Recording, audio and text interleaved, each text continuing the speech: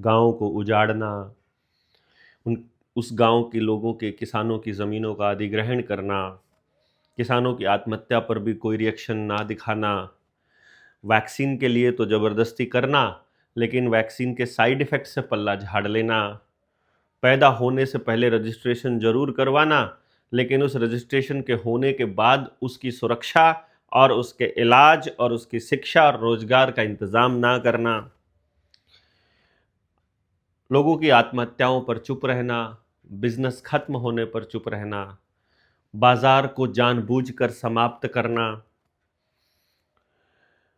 सामाजिक ढांचे को बिगाड़ना, नए-नए गलत कानून लेकर आना, सारी ज़मीनों को प्राइवेट कंपनियों को बेचना, हेल, भेल, सेल, रेल इन सब की बर्बादी करना, कॉरपोरेशंस के हाथ में बिजली को दे देना, पानी का अधिकार भी कंपनियों को देना, बल्कि उनके लिए नदियाँ और डैम उपलब्ध करवाना, खराब जो केमिकल वाला पानी है उसकी रिवर्स बोरिंग करके हमारे अंडरग्राउंड पानी को खराब करना, बीजों के ऊपर नियंत्रण करने के लिए हाइब्रिड बीज लेकर आना, खेतों के अंदर रसायन डालकर हम सब लोगों को कैंसर देना, हमारे बच्चों के ऊपर लाठियां बांधना, एक करप्शन वाला माहौल हमारे बच्चों को देना, ये सब काम आपका नेता कर रहा है।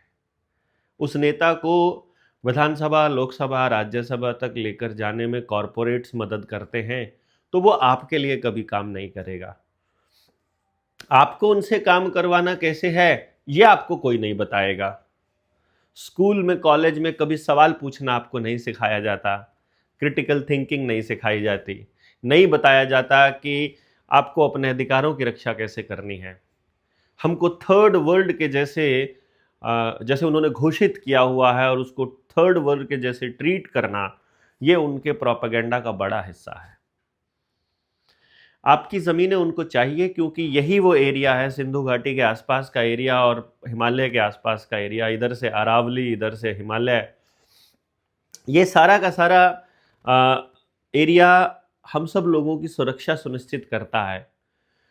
मौसम सारे तरह के हैं, धूप भरपूर है, शुद्ध हवा है, जंगल है, वनस्पति है, पानी है, जिसकी वजह से घनी आबादी के लिए यहाँ अनाज उत्पन्न हो सकता है। तो ये उपजाऊ ज़मीन वो किसी भी कीमत पर नहीं छोड़ना चाहते।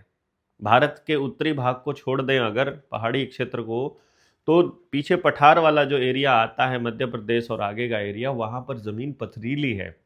महाराष्ट्र का एरिया भी देख लेंगे, उधर भी देखेंगे, और जो ज़मीन उपजाऊ है वहाँ आदिवासी रहते ही हैं। आदिवासियों को सुप्रीम कोर्ट कह रही है कि ये ट्रेसपासर्स हैं, क्योंकि सुप्रीम कोर्ट में आदिवासियों के नुमाइंदे ने लिख करके दिया है, जो जिनको आपने एमएलए बनाया, जिनको आपने मुख्यमंत्री बनाया, राष्ट्रपति बनाया, द्रौपदी मुर्मू के जैसे, वही लोग लिख करके दे रहे हैं सुप्रीम कोर्ट को, और सुप्रीम कोर्ट फिर कह रही है कि ठीक है, इनको यहाँ से बेदखल करो। जबकि मालूम है सुप्रीम कोर्ट को कि असली मालिक आदिवासी है।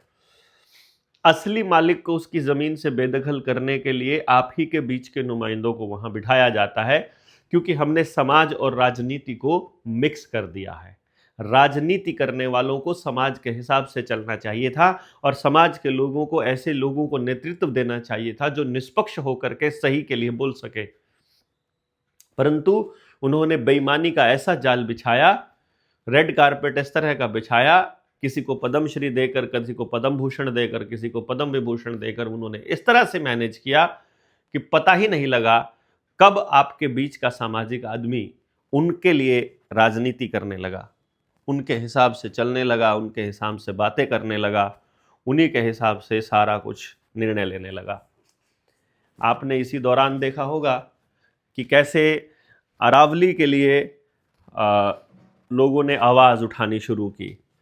पर्यावरणविद जो हैं वो बोल रहे हैं कि अरावली हमको बचाएगी, लेकिन आप लोगों को ये नहीं मालूम है कि ये जो डेफिनेशन बदलने का खेल है, जो अभी सुप्रीम कोर्ट ने खेला है, सुप्रीम कोर्ट में खेला है, सरकार ने खेला है, एनजीटी जैसी संस्थाओं ने मिलकर के खेला है और कॉरपोरेशंस के लिए खेला है, ये क्या है? मैं आपको थोड़ा सा एग्जाम्पल बता देता हूँ। लोगों की मांग के ऊपर ये निर्णय लिया गया कि जो जिले की जो सड़कें हैं, जो अंदरूनी सड़कें हैं उनके ऊपर इतने मीटर तक ठेका नहीं खुल सकता। ठीक है, तो सड़क को स्टेट हाईवे का नाम दे दो, जो जिले की सड़क थी उसको स्टेट हाईवे का नाम दे दो। तो अब वो जिले की सड़क नहीं बची, तो सुप्रीम कोर्ट का आदेश ज्यों का त्यों है, लेकिन अब उस सड़क के ऊपर ठेका खुल सकता है, क्योंकि अब वो जिला की सड़क नहीं रही, लोकल सड़क नहीं रही, अब वो स्टेट हाईवे बन गया है। तो अब आप फिर वैसे ही देखोगे यार ये तो कानून तो ऐसा है, इस कानून में तो हमने ही कानून को माना है।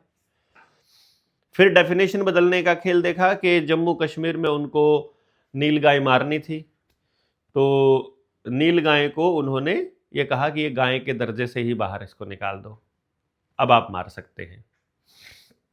जब उन्होंने बैल खत्म करने थे तो बैल को वन्य पशु घोषित कर दिया एपीएलएम एक्ट के अंदर, और अब आप बैल को घर में बांध कर नहीं रख सकते, क्योंकि उनको किसान के खेत में ट्रैक्टर लेकर के आना था। फिर डेफिनेशन बदलने का खेल यहीं पर नहीं रुका। 2009 में इन लोगों ने महामारी की डेफिनेशन बदली। पहले महामारी होती थी कि इतनी खतरनाक होनी चाहिए, इसका बढ़ने का दर, इसको एक दूसरे से संक्रमण का दर ये होनी चाहिए मिनिमम, और कम से कम इतने लोगों की मौत होनी चाहिए।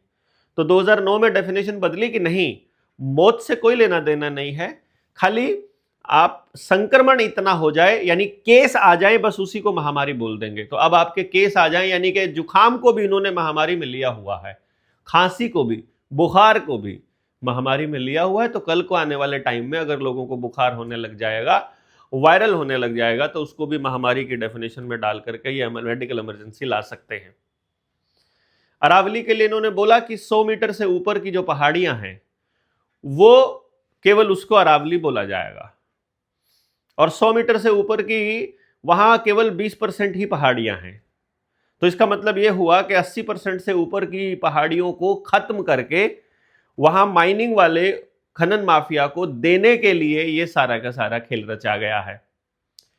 बाकी लोगों को कोई फर्क पड़ नहीं रहा है, स्कूल कॉलेज ऐसे ही चल रहे हैं, लोगों ने अपना कोई विरोध प्रदर्शन नहीं किया है, उनको मालूम भी नहीं है विरोध कैसे जताना है, क्योंकि उनको बता दिया गया है कि रुपए के बिना बात नहीं बनेगी, नौकरी के बिना बात नहीं बनेगी, पढ़ाई के बिना बात नहीं बनेगी, आपको 5 किलो राशन लेना ही पड़ेगा। ये जो आपने अगर सरकार का विरोध किया, आधार कार्ड का विरोध किया, बिजली के मीटर नए वालों का विरोध किया, तो वो आपको 2000 रुपए नहीं देंगे, वो आपकी पेंशन रोक लेंगे, वो आपके बच्चों को खाना नहीं देंगे, तो अब आप भूखे मर जाएंगे, ऐसा उन्होंने आपको यकीन दिला दिया है, और आपको ऐसा यकीन हो भी गया है। कमाल की बात तो ये है। तो बहुत शानदार तरीके से सरकारें आपके संसाधनों के ऊपर, जनता के संसाधनों के ऊपर कब्जा कर रही हैं। आपके पुरखों ने जो गांव बसाए थे, उन गांवों को उजाड़ने के लिए रिवर्स बोरिंग करके पानी खराब किया जा रहा है। ये आप ही की सरकारें कर रही हैं, आप ही के चुने हुए लोग कर रहे हैं, आपको ऐसा लगता है, जबकि ये ईवीएम के चुने हुए कॉरपोरेट्स के गुलाम और उनके दलाल काम कर रहे हैं, ये आपको नहीं मालूम है। और इस राजनीति को ये आपके गांव की पंचायत की राजनीति में भी ले आए हैं।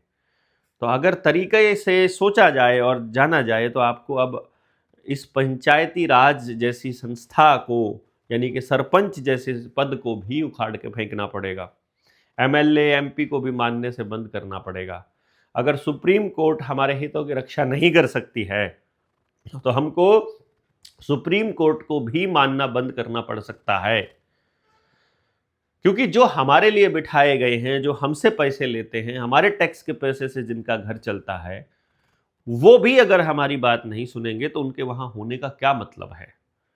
अगर एमएलए एमपी ने, अगर आपके जो चुने हुए प्रतिनिधि हैं, यानी कि पार्टियों के चुने हुए प्रतिनिधि हैं, अगर उन्होंने काम कॉरपोरेशंस के लिए करना है, तो आपके नुमाइंदे होने का क्या मतलब है। तो आपको अपने नुमाइंदे खड़े करने पड़ेंगे, और इसके लिए 19 से 21 दिसंबर तक हम लोग अपनी सहारनपुर में ट्रेनिंग कर रहे हैं। उसमें बल्कि आप आ सकते हैं 870-809 और 3536, यानी 870-809-3536, इस नंबर पर व्हाट्सएप करके आप ग्रुप में जुड़ के आप आ सकते हैं उस ट्रेनिंग में।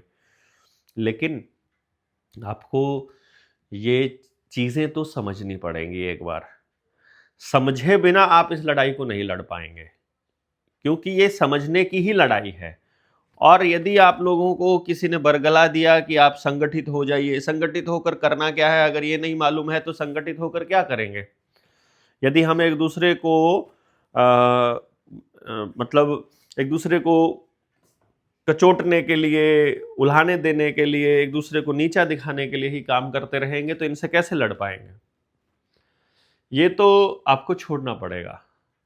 सभी संगठनों को इस बात का एहसास होना चाहिए कि अब दौर वो आ गया है कि अब ये लड़ाई संगठनों से बाहर जनता के हाथों में चली जानी चाहिए, और इनसे आगे आकर आप लड़ सकते हैं। इनकी सोच को पकड़कर इससे आगे सोच सकते हैं तो ही आप इनसे लड़ सकते हैं।